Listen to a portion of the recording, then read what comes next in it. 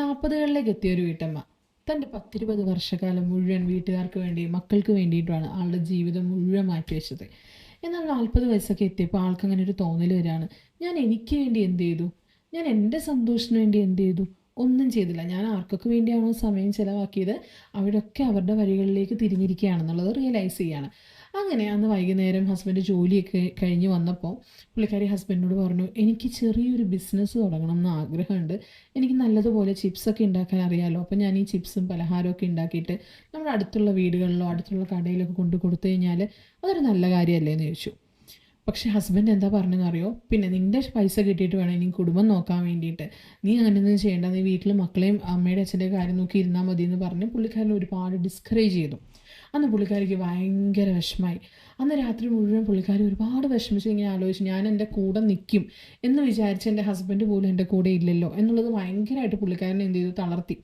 എന്നാൽ പിറ്റേ ദിവസം പുള്ളിക്കാരി ഒരു തീരുമാനം എടുക്കുകയാണ്, ഞാൻ എൻ്റെ സേവിങ്സ് വെച്ച് ഞാൻ എന്ത് ചെയ്യുക, ചെറിയ രീതിയിൽ ഞാൻ തുടങ്ങാൻ പോവാണ്, എന്ത് വന്നാലും ഞാൻ ഇനി ഫേസ് ചെയ്യാൻ പോവാണെന്ന് തീരുമാനിച്ചു.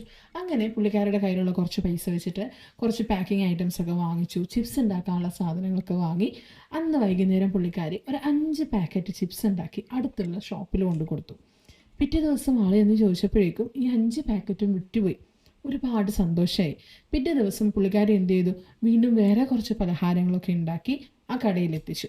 അങ്ങനെ പോകെ എന്ത് ചെയ്തു, പുള്ളിക്കാരിയുടെ പാക്കറ്റുകളുടെ എണ്ണം കൂടാൻ തുടങ്ങി, ഡിമാൻഡ് കൂടി. ഈവൻ മക്കൾക്കൊക്കെ പുറം രാജ്യങ്ങളിലേക്ക് പാരൻസൊക്കെ ചിപ്സൊക്കെ വാങ്ങിച്ച് കൊടുക്കാൻ തുടങ്ങി. ഇങ്ങനെ പുള്ളിക്കാരിക്ക് ഭയങ്കര ഹാപ്പിയായി, പുള്ളിക്കാരിയുടെ ചുറ്റുപാടും മാറാനായിട്ട് തുടങ്ങി. ഇപ്പം പുള്ളിക്കാരുടെ ഹസ്ബൻഡ് എന്താ ചെയ്യുന്നറിയോ, പുള്ളിക്കാരിക്ക് ആവശ്യമായിട്ടുള്ള സാധനങ്ങൾ എത്തിച്ചു കൊടുക്കുക, ഒപ്പം പുള്ളിക്കാരുടെ ഈ പാക്കേജും കാര്യങ്ങളും കടകളിൽ എത്തിക്കുക, ഇതൊക്കെയാണ് ആളുടെ ജോലി. അന്ന് പുള്ളിക്കാരൻ റിജക്റ്റ് ചെയ്ത സമയത്ത് പുള്ളിക്കാരി ആ ഒരു ഡ്രീം വേണ്ടെന്ന് വെച്ചിരുന്നെങ്കിലോ ഇനി സക്സസ്സിലെത്താൻ പറ്റുമോ? ഇല്ല. അന്ന് പുള്ളിക്കാരുടെ ഹസ്ബൻഡ് പുള്ളിക്കാരനെ വിശ്വസിച്ചില്ല. എന്നാൽ പുള്ളിക്കാരുടെ സക്സസ് കാരണം പുള്ളിക്കാരന് വൈഫിലൊരു വിശ്വാസം വരികയും ചെയ്തു.